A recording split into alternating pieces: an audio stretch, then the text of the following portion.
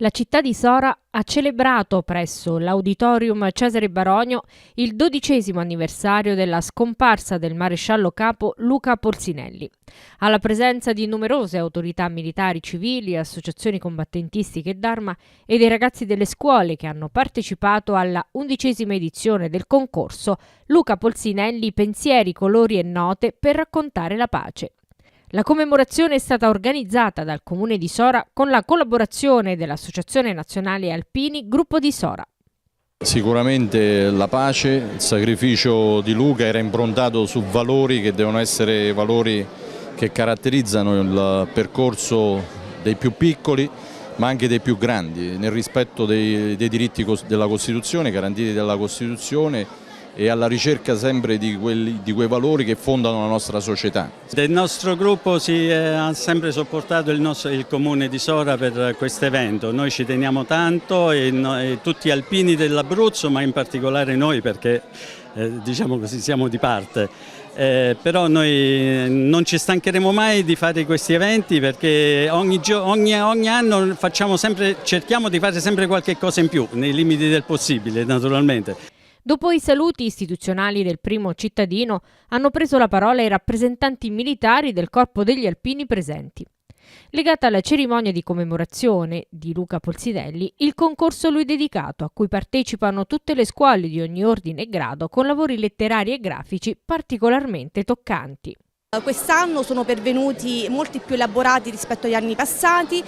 I nostri studenti comunque sono studenti che si caratterizzano sempre per la loro grande sensibilità verso queste tematiche e quindi oggi verranno premiati coloro che hanno lanciato il messaggio più consono a ricordare il maresciallo capo Luca Polsinelli.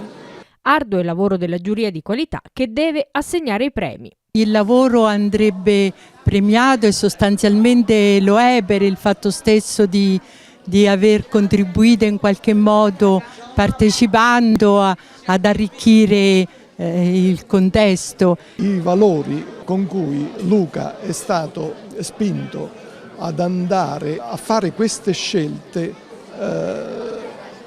sono valori che devono essere recepiti da queste giovani generazioni per un futuro di democrazia.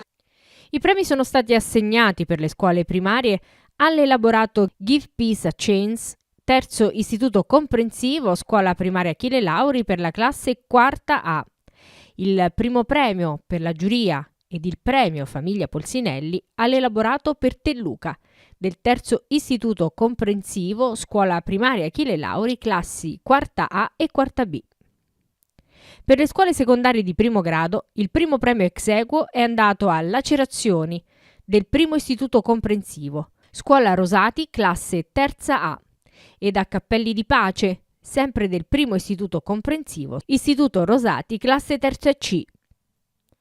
In ambito letterario, primo premio Messaggi di Pace, terzo istituto comprensivo, scuola Facchini, classe prima E. La giuria inoltre ha assegnato 5 menzioni di merito. Il secondo momento della cerimonia si è svolto all'interno del cimitero comunale, dove sono stati resi gli onori militari in armi con la deposizione delle corone presso la tomba monumentale del maresciallo capo Luca Polsinelli. A seguire, nella cappella del cimitero, Don Mario Zeverini e l'ex cappellano militare Don Angelo Moncelli hanno celebrato la Santa Messa.